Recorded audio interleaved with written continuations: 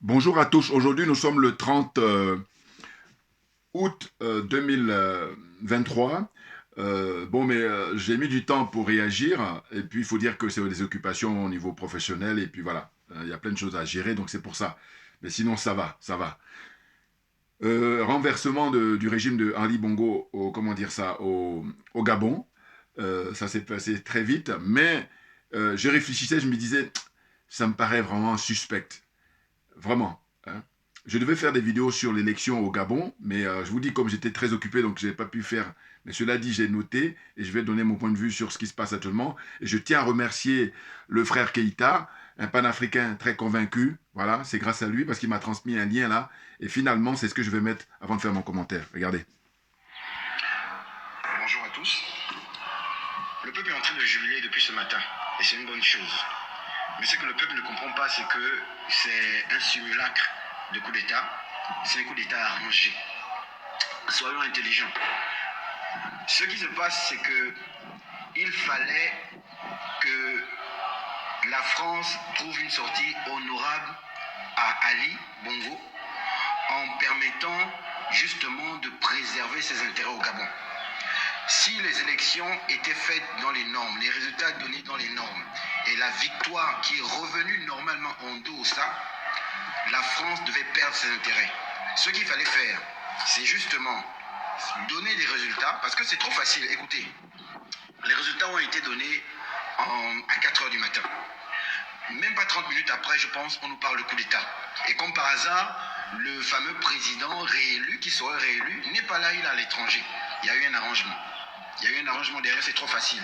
Là, je vois le peuple très content dans la rue, mais dans la rue également, les militaires sont réunis, il y a la GR, il y a la gendarmerie, il y a l'armée, il y a la police, et ils sont en train de parler comme des amis, ils ne se tirent pas dessus. Entre-temps, la GR est censée préserver leur président et est censée protéger leur président. On a balancé leur président, ils sont tranquilles, avec les autres militaires, ils sont en train de partager un goûter ou je sais pas trop quoi dans les rues. Ils ne sont pas dans les casernes. Les militaires sont là tranquilles comme des amis, comme si de rien n'était. C'est trop facile. Soyons vigilants. Ce qui se passe, c'est la victoire d'Ondosa qui a été volée par l'armée. Et l'armée est certainement soutenue par la France. Ce coup d'État est un simulacre de coup d'État. Ce coup d'État est un coup d'État arrangé pour voler la victoire du peuple. Tout le monde est content parce qu'Ali est parti au travers du coup d'État. Oui, mais on doit ça, il faut qu'il soit président de la République car c'est lui qui a gagné les élections. Mais ceux qui sont venus parler à la télévision, qu'est-ce qu'ils ont dit? Que les élections soient annulées parce que c'est truqué, on dissout tout, l'Assemblée nationale, on dissout toutes les institutions, mais on ne nous parle pas de la victoire d'Ondosa. Donc, il fallait empêcher un soulèvement populaire qui réclamait la victoire d'Ondosa. Alors, ils sont passés par ce simulacre de coup d'État pour faire croire qu'on a renversé Ali, l'armée est là au pouvoir pour une transition. Mais quelle transition? On va parler de quelle transition alors que nous savons qu'Ondosa a gagné les élections. C'est Ondosa qui doit être président de la République et non pas une quelconque autorité qui va venir pour une quelconque transition. Ça n'a pas de sens du tout. Tout le monde est en train de jubiler, tout le monde est content, mais peu de personnes voient déjà cette analyse-là. Les médias, quand ils vont repasser, notamment les médias de la France, si vous voyez la France en train de justifier ce coup d'État, ça veut dire que la France était derrière, forcément derrière. La France ne voulait pas que le peuple se soulève, que le peuple réclame la victoire d'Ondosa. Quand Ondosa est au pouvoir, la France devait perdre ses intérêts. Alors qu'est-ce qu'ils font? Ils arrangent un coup d'État, façon. Voilà, un coup d'État où on voit les policiers, ils sont là, ils sont en train de parler entre eux, les militaires entre eux, ils ne se tirent pas dessus, ils sont tranquilles, tranquilles, coup d'État, et puis on parle de transition. Quelle transition? On doit aussi gagner les élections. On parle de transition. Quelle transition? On nous parle de quelle transition? Arrêtons ça, arrêtons ça. On est en train de jubiler, c'est bon. Ali est parti, mais la France est restée. Et la France va mettre un autre pion. On doit réclamer la victoire d'Ondos, là. Je vois les gens en train d'acclamer l'armée. L'armée a fait quoi? L'armée a fait quoi? L'armée a battu campagne. L'armée est allée aux élections. C'est Ondosa qui a gagné les élections. Le peuple est en train d'acclamer l'armée, c'est pas l'armée qu'on doit acclamer Ondosa et réclamer la victoire d'Ondosa. Là, l'armée est en train de confisquer la victoire. Arrêtons de jubiler. On est en train de jubiler parce qu'Ali est parti, mais derrière, vous ne voyez pas ce qui se passe, on verra la suite. Vous allez voir que les médias français vont certainement justifier ce coup d'État, donner des raisons, et ils vont venir, comme ce fut le cas au Tchad, comme on a fait avec le fils d'Idriss Déby. qu'on est venu mettre tranquillement. Macron est parti pour aller acclamer ce fils-là, pour aller légitimer ce coup d'État, alors qu'il y a d'autres pays où il n'a pas légitimé le coup d'État.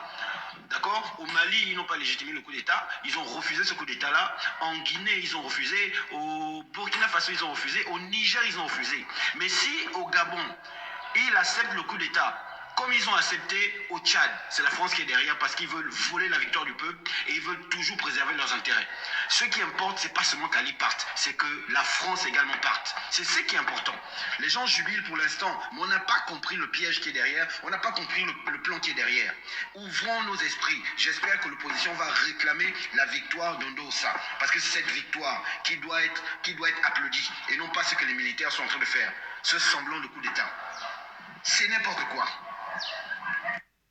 Voilà, voilà, voilà, voilà. Bon, mais écoutez, je remercie à nouveau hein, le frère Keïta, panafricain, hein, patriote. Et franchement, merci frère. Parce que j'étais en train de réfléchir qu'est-ce que je dois choisir comme image, ou alors j'allais parler directement, mais à la toute dernière minute, j'ai pris connaissance de son SMS, en fait, le lien qu'il m'a envoyé. Et donc voilà, j'en profite parce que je partage totalement ce qu'a dit ce frère-là, qui lui est gabonais. Voilà, donc il est mieux placé pour savoir qu'est-ce qui se passe exactement dans son pays. Donc, bonjour à tous, je me présente Joubian, c'est mon surnom sur le net. Je suis accessoirement, mais accessoirement seulement, spécialiste de la France. Je suis un authentique panafricain, un panafricain convaincu. Voyez-vous, là, le frère a tout dit. Alors, donc, prudence. Et ce qu'il a souligné, c'est que c'est finalement Ondosa qui est le candidat vainqueur de ces élections-là, avec plus de 60% des suffrages. Et ce qu'ils ont fait, finalement, comme ils ont pour habitude de faire des hold-up électorales dans cette zone-là, la zone des aliénés, la zone des complexés et la zone des corrompus. Et j'ajoute la zone des jaloux et des sorciers. Très clairement, on peut s'en sortir pourvu qu'on veuille. Volonté personnelle, volonté collective et puis volonté politique. Voilà. Si ça s'est réuni, on sort de là. Autrement, tant que c'est pas réuni, eh bien on continue la route. Et puis bon, on est les derniers de la classe. Et encore, et encore. Pour dire de fois même, on n'est même pas classé. Bon, donc c'est pour dire quoi? C'est pour dire qu'au fond, moi, je vous dis, j'étais très sceptique par rapport à cette situation-là, comme ça, très bizarre. Et lui, il précise, il dit, mais regardez les scènes. Ils sont tranquilles, ils prennent comment dire, ils trinquent ensemble, les policiers, les gendarmes, tout ça. Bon, on dira, tant qu'il n'y a pas de mort, on peut s'en féliciter, c'est vrai. Mais qui est-ce qui est derrière? C'est ça la question de fond. C'est la question essentielle. Donc moi j'ai dit, quand j'ai changé d'ailleurs le SMS cet après-midi avec le frère Keïta, je lui disais, écoute, wait and see. Voilà, je dirais aussi à d'autres frères panafricains avec qui j'ai échangé. Je dis wait and see, attendons de voir. Parce qu'en fait, c'est très tôt pour savoir si ce sont des patriotes, sachant que le souhait que nous formulons tous, c'est que ça soit l'école de Assimi Goïta. C'est-à-dire que les colonels au Mali ont donné le ton, hein, on donne l'exemple. Donc il faut prendre l'exemple sur eux. Et comme j'ai dit, quand à l'école vous copiez, ou quand on copie, enfin ceux qui copient en tout cas, on copie sur l'original. On ne copie pas sur... Ou alors on copie hein, voilà, de manière intelligente pour essayer d'avoir une bonne note. Voilà, hein, comprenne qui veut, comprenne qui peut. Bon.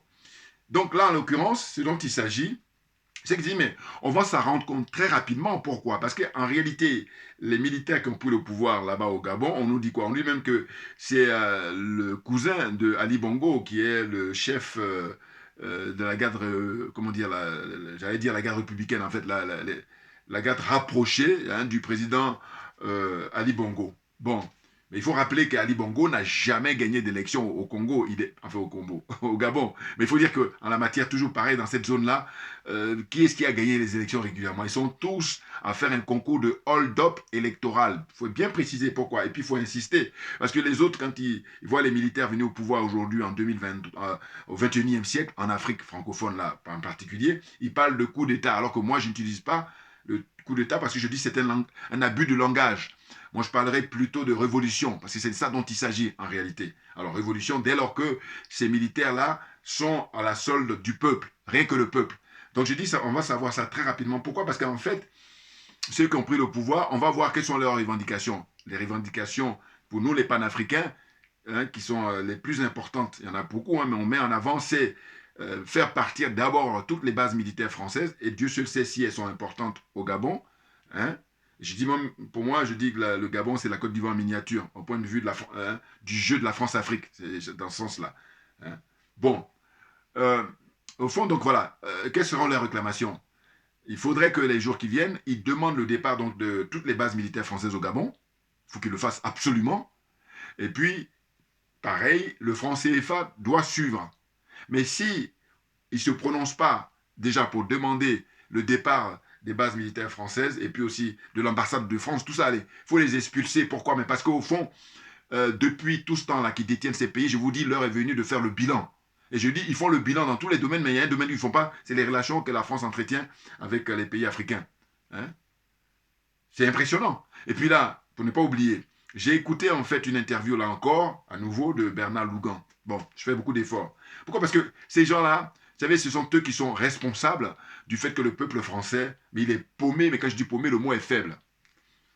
Qu'est-ce qu'il disait Bernard Lougan? Il était interviewé sur Sud Radio avec André Berkoff. Il dit que en fait, la France, elle ne prend pas grand-chose au Niger. Bon, ça, on a l'habitude parce qu'ils sont champions du monde là, du déni, du mensonge, sachant que le mensonge est leur religion. Donc, rien d'étonnant. Et donc, ce qu'il m'a dit, enfin, ce qu'il a dit qui m'a fait tilter, c'est qu'il dit, en fait, la France est productrice d'uranium et que ce serait dans la région de Bordeaux, du côté de la Gironde. Ah bon? Bon, ben, c'est peut-être possible. Hein.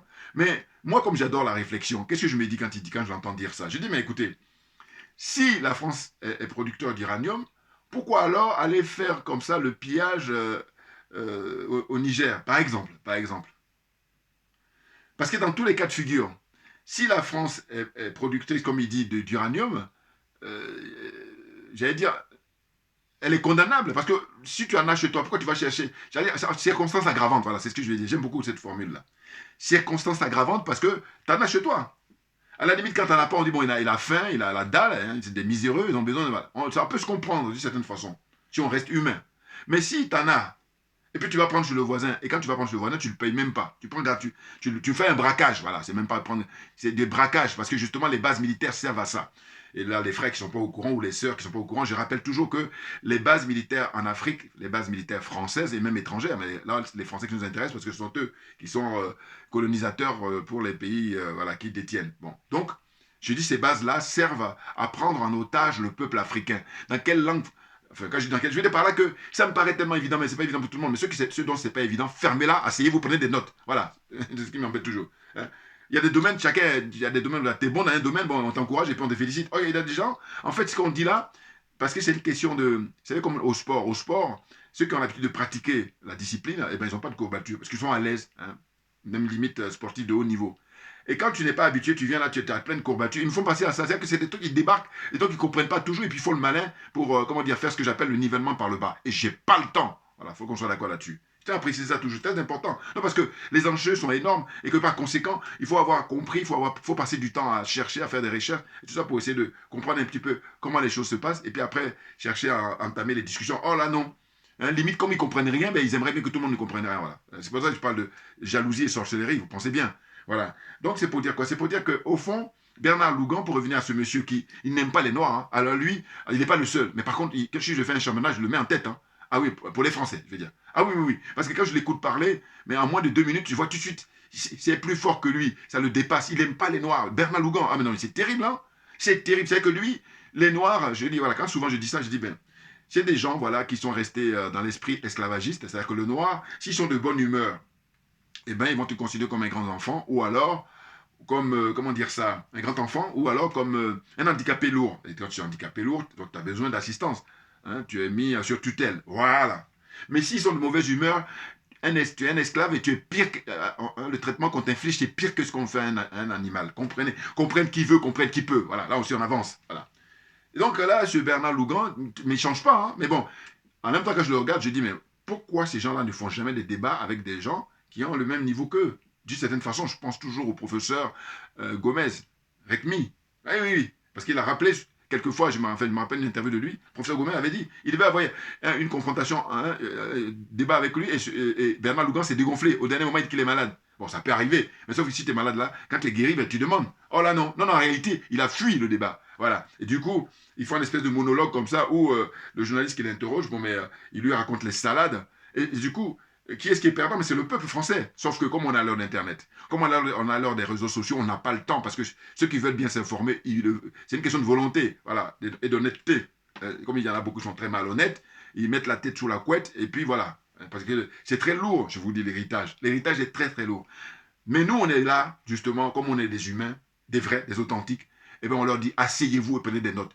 Et là, par contre, pas de négociation par là-dessus. Hein, parce que je suis déjà gentil de dire, ah, c'est toi. Donc, il y en a d'autres. Voilà, leur pratique, hein, le nombre de morts africains, hein, depuis qu'ils détiennent ces pays-là. Hein, le bilan, je vous dis, l'heure a sonné maintenant de faire le procès de la France-Afrique. Elle doit être faite. J'y insiste, à but pédagogique pour les générations d'aujourd'hui et surtout pour les générations à venir, très clairement. Vous voyez, donc j'ai dit, pourquoi on s'en aperçoit pour savoir si la France n'est pas derrière ce coup d'État, mais c'est de voir quelles seront les revendications, hein, des militaires qui ont pris le pouvoir. Voilà, tout simplement.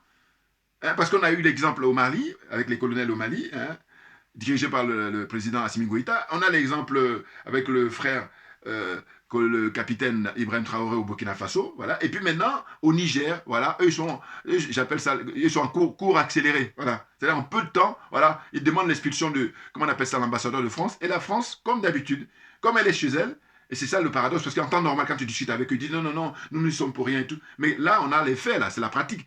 Si on demandait à l'ambassadeur d'Italie, l'ambassadeur d'Espagne, de l'Allemagne, il allait prendre ses bagages, il allait partir. Mais là, eux, ils disent non. Voilà. Mais ils vont finir par partir. Parce qu'au fond, à un moment, on arrête. L'époque n'est plus la même. Ben oui. On est au 21e siècle. Là, vous avez affaire maintenant, la France a affaire aux petits-enfants et aux arrière-petits-enfants des Kwame Nkrumah, des Patrice Lumumba, des Modibo Keïta, des Barthélemy Boganda, des, comment dire ça, Sylvanus Olympio. Vous voyez la liste longue, des Nasser, hein, l'Égyptien Nasser. Je pense beaucoup à lui. C'était un vrai panafricain, pas les pseudos, là, les tocs, là. Hein.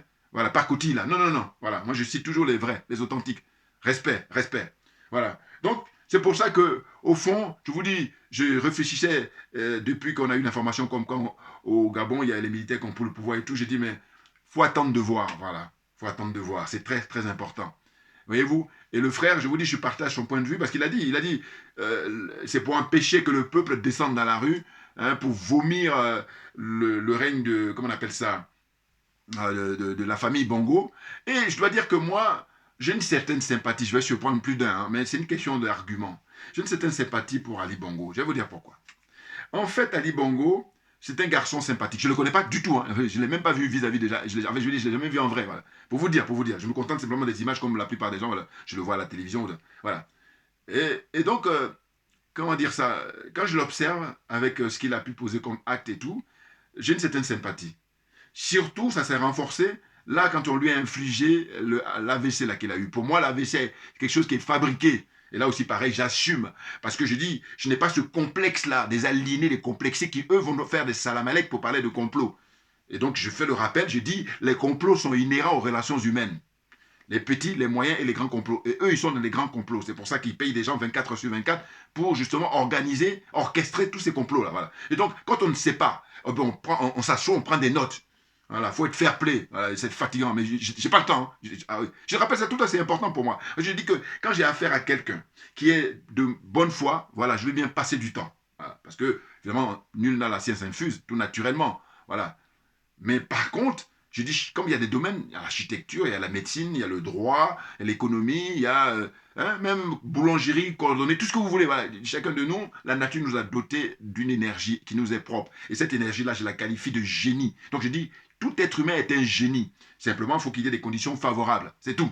Si les conditions sont favorables, voilà, il explose. Ça veut dire que ceux qui ont eu des conditions favorables, c'est pour ça qu'on les voit là, sur l'estrade. C'est tout simplement ça. C'est mon bon sens là qui parle encore.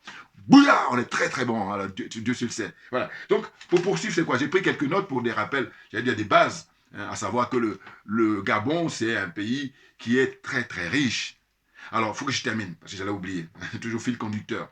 Pourquoi je dis que j'ai de la sympathie pour Ali Bongo? Ali Bongo arrive au pouvoir en 2009, si je me souviens, hein, au décès de son père, hein, Oumar Bongo, qui d'ailleurs est mort en Espagne. Il est mort en Espagne alors que quand il est tombé malade, il voulait venir se soigner en France et les Français ont refusé. Avec les services qu'il a rendus à la France. Et je rappelle aussi que le père Bongo est un agent secret français, hein, un peu comme Bazoum. Voilà. Ils ne sont pas les seuls, hein, ils sont pleins, les agents secrets français. Là, hein, on la met à la tête. Hein. Allez-y faire des recherches, vous allez voir. Hein. Oumar Bongo, hein, c'est un agent secret français. Donc c'est pour ça qu'ils ont fait renverser le président Léon Ba, hein, et puis Bongo a pris sa place. Les choses sont claires. Vous avez tout ça dans les archives. Bon.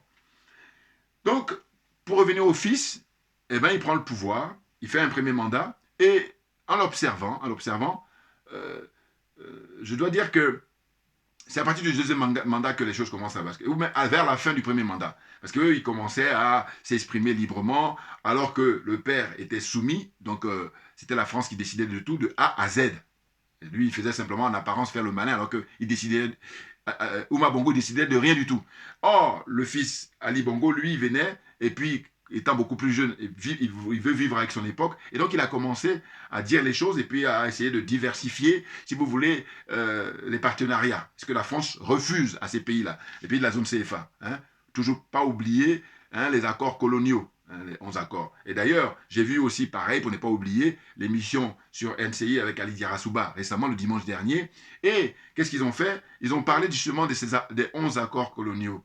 Et je me dis, mais non, franchement, je ne peux pas imaginer qu'ils allaient oser. Eh bien, ils sont allés au bout de leur logique de menteurs, de démagogues, d'escrocs. Voilà. Parmi eux, il y a des gens qui ont des nuances. Mais sinon, il a encore brillé, Arthur Banga, dans l'aliénation, le complexe et la corruption à tous les niveaux, hein, corruption morale et puis corruption matérielle. Hein, ils ont réussi à défendre que les 11 accords n'existent pas. Voilà, la plupart des débatteurs, il y en a d'autres qui étaient honnêtes hein, dans le plateau, hein, sur le plateau. Mais je vous dis, quand j'ai regardé, je me disais, mais putain, mais en fait, ils sont sans gêne. Oui, parce que je croyais que là, ça allait faire quand même une espèce de, hein, comment dire ça, calmer le jeu. Eh ben non, non, non. Les mecs, ils vont au bout de leur logique, hein, qui consiste en fait à broyer hein, l'esprit des Africains faibles ou qui n'ont pas assez d'expérience en matière de politique ou en matière de géopolitique. Voilà, très clairement. Bon, je ferme la parenthèse. Peut-être que si j'ai le temps, je reviendrai là-dessus, mais si vraiment j'ai le temps. Bon, d'ailleurs, il y a les élections là, prévues le samedi 2, comment dire ça, septembre 2023 en Côte d'Ivoire, l'élection municipale et l'élection des conseillers régionaux. Donc, j'aurai l'occasion de revenir là-dessus parce que ça va tomber là, là juste là. Et puis, on va voir comment ça se passer. Souhaitons qu'évidemment, hein, la vie humaine soit préservée. Donc, j'ai beaucoup de doutes. On verra bien, on verra bien. Donc, pour revenir à Ali Bongo, en fait, Ali Bongo, de mon point de vue, donc je disais que, en fait, on lui a mis le AVC, parce qu'ils ont tous les moyens, hein, attention. Là aussi, moi, je ne tourne pas autour du pot. J'ai dit que ces gens-là, ils ont l'apparence d'êtres humains, mais ce ne sont pas des êtres humains. Donc, comment ils font? Si ils vous estiment très dangereux, ils vous éliminent sans pitié, sans état d'âme, c'est clair. En revanche, s'ils estiment que vous n'êtes pas dangereux, mais vous les dérangez, bon, ils vont vous humilier. Et c'est ce qu'ils ont fait pour le président Gbagbo. Et enfin, pareil pour Ali Bongo. Sauf que le président Gbagbo, lui, rappelez-vous, ils ont montré un Mon Dieu Vision. Hein, on le déshabille, on le voit en son t-shirt de chambre là, alors qu'il n'y a pas besoin de lui montrer ça. Mais il montre parce que justement pour l'humilier. Et puis aux autres, montrer aux autres aussi que vous n'avez pas intérêt à lever la tête ou à vouloir vous rebeller. Voilà ce qui vous attend. À travers ça, c'est ça que ça veut dire. Et Ali Bongo, lui, voilà, on le fait payer ça. Et du coup, voyez les scènes qu'on voit où là, il est malade. Hein, AVC, ça ne rigole pas. Voyez. Et bon, comme il y a beaucoup de moyens, donc ils l'ont soigné un petit peu, mais bon, voilà. Donc moi, personnellement, je vous dis, je persiste et je signe qu'Ali Bongo, le AVC qu'il a, c'est fabriqué. Voilà, il y en a beaucoup là, ils ont des diplômes et tout. Donc, quand c'est comme ça, c'est pas ton domaine, tu n'as pas l'air d'être perspicace, assieds-toi, prends des notes, c'est tout, ferme-la. Voilà, comme dirait le frère Mbalambala. Non mais ça m'énerve. Donc, ce que je veux dire, c'est que je dis très clairement que c'est parce qu'il a commencé à diversifier. Et puis, ceux qui font ça, eh bien, ils ont compris qu'il ne veut pas jouer comme le père. Ils ont dit non, non, non, tu n'as pas compris. Nous, le Gabon nous appartient et donc on fait ce qu'on veut. C'est nous qui décidons du pluie et du beau temps. Et donc toi, tu ne vas pas venir là pour faire le petit malin. Voilà. Et donc, quand on l'a vu, quand il vient en visite officielle en France, regardez là, avec les béquilles, même où deux fois il tombe et puis Macron qui le... Mais je dis, mais il n'y a que l'Africain qui peut donner ces spectacles-là. Donc, voilà, je vais la faire court. Enfin, je veux dire, sinon j'ai tellement de choses à dire, mais bon. Là, pour la suite, c'est que je dis, avant même de parler de quoi que ce soit, je dis, bon, en temps normal, là, de vous à moi, quand vous allez postuler à des emplois, très souvent, on met en avant aussi vos capacités intellectuelles, mais aussi et surtout votre capacité physique. Et maintenant, quand on parle d'être président de la République d'un pays, comprenez bien que c'est une nécessité, c'est une... comment dire ça? C'est une obligation, c'est absolu d'être de bonne santé, compte tenu des enjeux, compte tenu des responsabilités. Et là, qu'est-ce qu'on constate? Victime d'un AVC, et donc diminué au point de vue physique, au point de vue moral, enfin tout, voilà.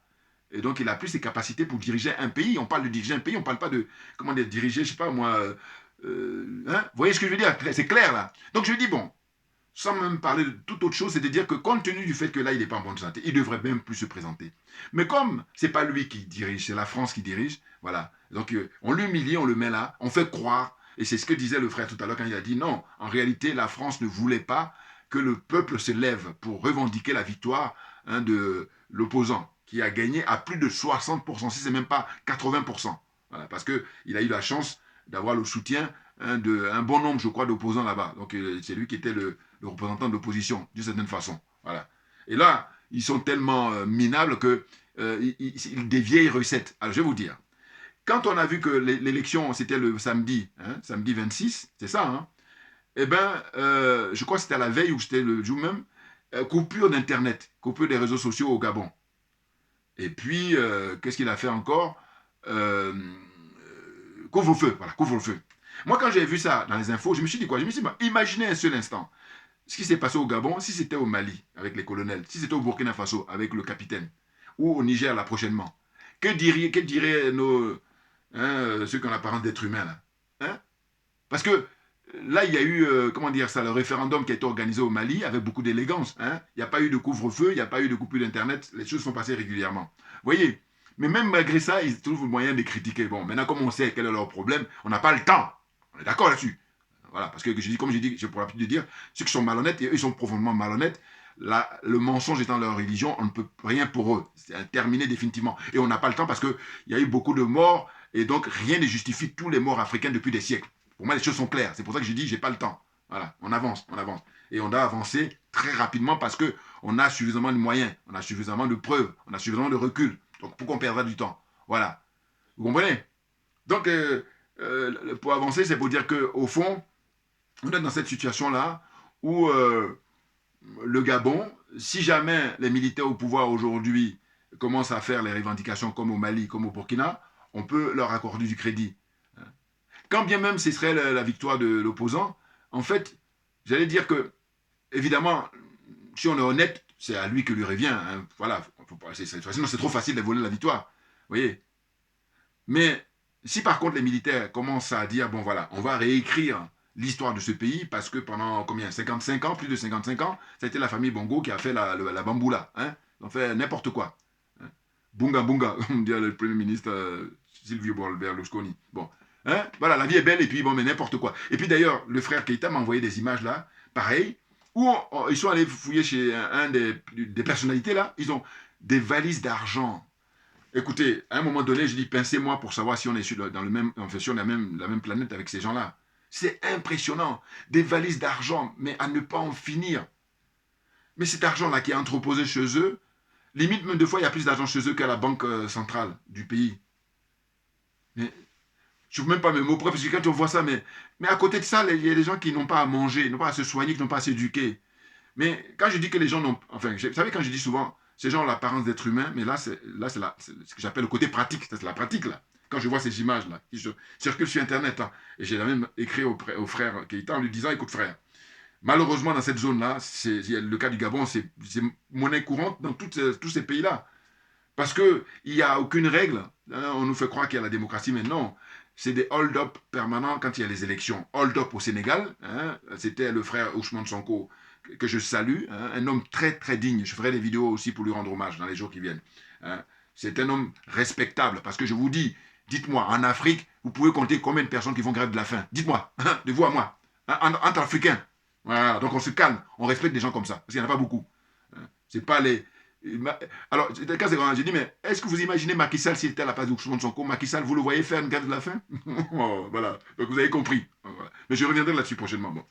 Donc, c'est pour dire quoi? C'est pour dire que là, très franchement, on va savoir très rapidement si on est victime d'une escroquerie de la part des militaires comment dire ça, au Gabon, ou si alors ces gens-là sont des patriotes, des vrais, qui veulent essayer de rejoindre l'école, l'université de Assimi Goïta. Comprenne qui veut, comprenne qui peut. Voilà. Donc, je vais lire rapidement mes notes et puis voilà, je reviendrai, évidemment, parce que ce n'est que le début. Bon, donc Ali Bongo, j'espère que je n'ai pas oublié de préciser pour quelle raison j'ai de la sympathie pour lui, parce que au fond, ils lui ont mis le AVC là, accident vasculaire cérébral, pour le calmer. C'était ça. Et puis le pauvre, là, on le voit là. Et puis donc voilà, vous voyez la suite. pour ne pas que ça soit brutal, ils ont fait prendre enfin, là, ils ont fait que l'armée a pris le pouvoir. Et si l'armée ne demande pas le départ de l'armée française du Gabon, là, les choses sont claires. On va dissocier, on va différencier ce pseudo coup d'État. Là, un coup d'État, voilà, pseudo-révolution, hein, si jamais ils ne demandent pas le départ dans les jours qui viennent. Hein. Je dis, l'exemple est là. Voilà. Et d'ailleurs, le constat que je fais, c'est quoi? C'est de dire que la France, depuis des décennies, assassinait les dirigeants africains justement à titre d'exemple. C'est de dire que vous n'avez pas le droit d'être libre. C'est nous qui devons décider de votre destinée. La vie, voilà, c'est nous qui décidons de la pluie et le beau temps en ce qui vous concerne. Voilà.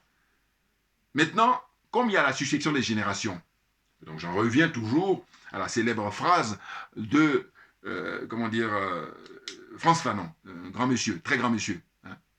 Chaque génération doit, dans une relative opacité, discerner, en ce qui concerne la force ou le bien que tu vas apporter, hein, à ton peuple. Hein. Donc il dit, chaque génération, hein, dans une relative opacité, doit servir la cause ou la trahir. Maintenant, les colonels au Mali sont en train de servir la cause. Le capitaine au Burkina Faso est en train de servir la cause. Et les généraux, au Niger sont en train de servir la cause. Maintenant, il faut poser la question de savoir, est-ce que les officiers là, qui ont pris le pouvoir au Gabon vont servir la cause ou la trahir? Voilà, question en suspens. Chers frères et sœurs, très clairement. Voilà. Donc, je poursuis, hein, dans mes notes que j'ai prises rapidement, hein, ça c'est vraiment pour rappeler les bases. Je disais quoi? Ouma Bongo, hein, il prend le pouvoir donc en 1964, durant 41 ans. Vous vous rendez compte, hein, plus de 4 décennies. Et puis maintenant, le bilan, ça donne quoi? Alors que le Gabon, mais c'est... je veux dire, moi, j'ai déjà fait dans mes vidéos anciennes, hein, si vous regardez mes vidéos anciennes, je disais toujours, mais il y a quelques pays comme ça en Afrique noire, où si il y avait la démocratie, mais au sens noble du terme, c'est-à-dire le respect du peuple, puisque c'est le peuple qui est souverain, eh bien, ces pays-là même sont beaucoup plus riches que les Émirats arabes, très clairement. Ben oui, pourquoi? Mais parce que les Émirats, très souvent, qu'est-ce qu'ils ont? Ils ont principalement le pétrole et le gaz. Alors qu'en Afrique noire, mais pétrole et gaz à gogo, et non seulement ça, c'est l'environnement, la végétation, et puis d'autres ressources aussi. On nous parle de manganèse, cobalt, uranium, la liste est longue. Voilà, la liste est longue. Voyez-vous? Donc là, les générations qui se succèdent, il est question de servir la cause, et servir la cause, c'est servir les intérêts du peuple africain absolument d'abord. 99%, et puis les miettes là, on donne aux autres. Or, je vous dis, le combat que nous menons, c'est pour inverser cette tendance.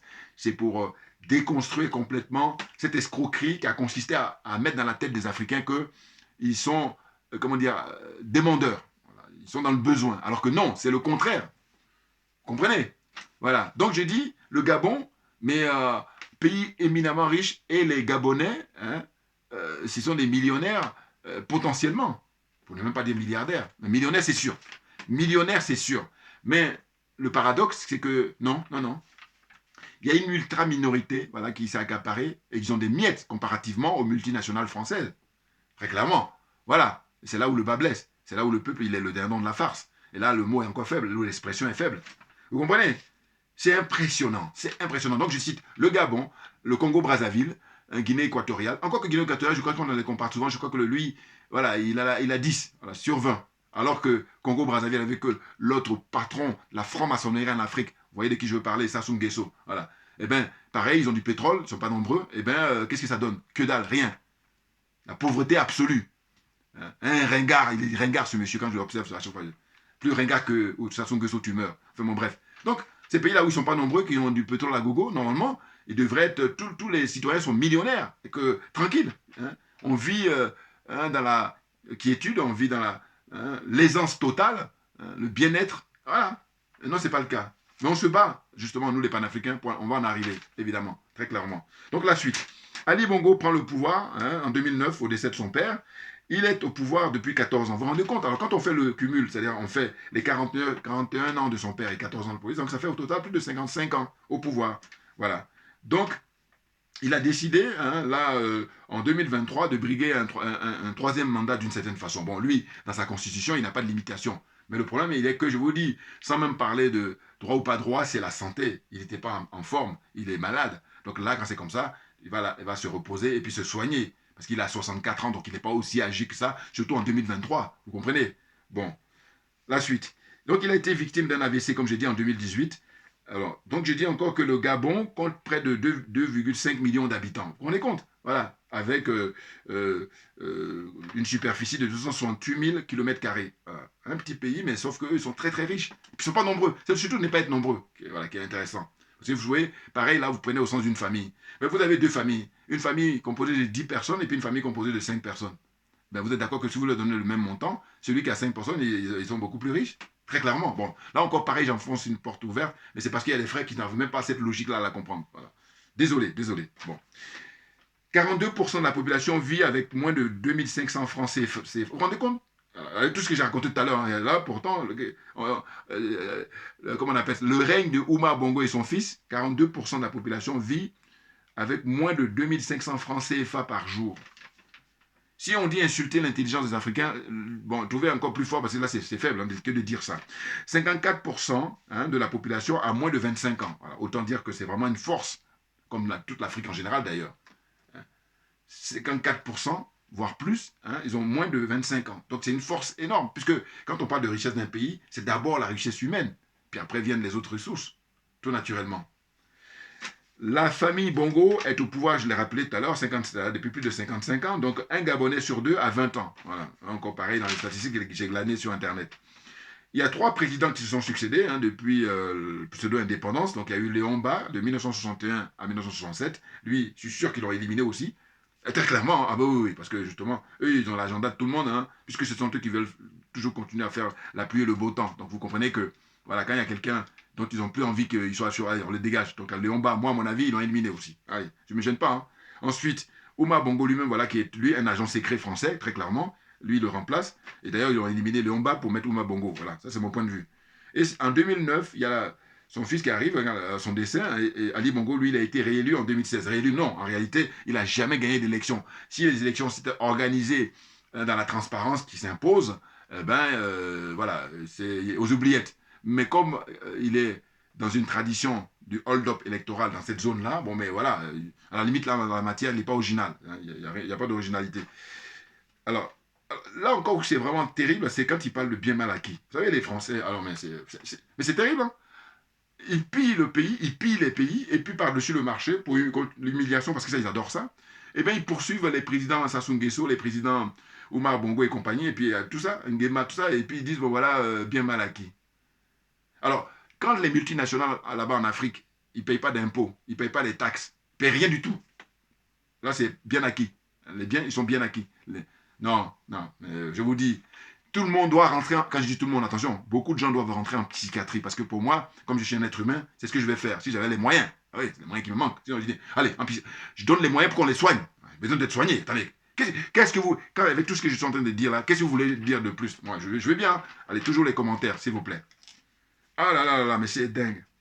Donc, il y a la question des biens mal acquis, hein, à chaque fois, mais ça, c'est enfoncer le clou dans l'humiliation. Et comme ils sont tenus, parce qu'eux aussi sont les premiers corrompus, et bien voilà. Mais n'importe quoi. Oh là là là là. Bon. Après, on dit qu'on a la qualité d'être humain. Il faut arrêter à un moment donné. Moi, je dis, vous avez juste l'apparence. C'est tout. Hein. Des deux côtés, hein. Les corrompus comme les corrupteurs. Voilà. Pour moi, les choses sont claires. Alors, donc je disais que le Gabon, c'est un petit émirat d'Afrique centrale, hein, compte tenu de la grande quantité de pétrole, très clairement. Et puis, il n'y a pas que le pétrole. Et puis, d'une démographie de moins de 3 millions d'habitants, par exemple. Un tiers de la population vit sous le seuil de la pauvreté. Bon, ça, c'est des trucs que j'ai pris sur Internet, hein, pour ne rien vous cacher. Voilà. Mais je partage plus ou moins. Je veux dire que, voilà, ils ne sont pas dans le mensonge. Ils sont proches de la réalité, malheureusement, malheureusement. En 2019, il y a eu une tentative de coup d'État. Voilà. Ça, par contre, quand j'ai vu les images à l'époque, je croyais que c'était la plaisanterie, alors que non, non, non. C'est simplement que les jeunes là, bon, ils ont essayé, mais voilà, ils ont vite été mis au pas. Ils ont été arrêtés. Voilà. Donc en 2019 déjà, donc il y avait bon. Mais je vous dis là, ce qui va être important dans les jours qui viennent, c'est de voir quelles seront les revendications. Je me répète, hein, parce que ceux qui ont pris le pouvoir au Mali, ceux qui ont pris le pouvoir au Burkina Faso, et puis là, les généraux qui ont pris le pouvoir au Niger, les choses sont claires. Voilà, ils ont dit à la France, allez plier vos bagages. Voilà. Et donc le Gabon, on va voir s'ils vont dire la France de plier son bagage. Donc c'est là où on va savoir s'ils dupent le peuple ou s'ils sont sincères. Le pays le plus riche du continent, c'est voilà, des statistiques qui ont été sorties là, que j'ai regardé aussi sur Internet, je trouve ça bizarre, parce qu'ils ont été comparés, le Gabon au Botswana, alors que le Botswana, attention, là, le Botswana, c'est un pays qui est une ancienne colonie, je crois, anglaise. Bon, un pays exemplaire, hein, parce que l'argent des dirigeants, enfin l'argent du pays, les dirigeants de ce pays, ils mettent au service du peuple. Donc, beaucoup d'argent est mis pour la formation des jeunes. Voilà, ils sont bien formés. Et puis aussi, la transformation du diamant là-bas, c'est fait sur place. Il y a plein de documentaires sur Internet. Ceux qui sont curieux, vous pouvez regarder Botswana. Donc, ils ont comparé. Et puis là, je suis sûr que c'est aussi des escrocs là, qui ont donné ces statistiques en disant que oui, le Gabon est. Qu'est-ce qu'il dit ça? Il dit le Gabon, le pays le plus riche du continent en termes de PIB. Voilà. Bon, ça reste théorique, évidemment. Mais c'est quand ils ont comparé au Botswana que ça m'a interpellé. Je dis non, mais il faut arrêter l'escroquerie.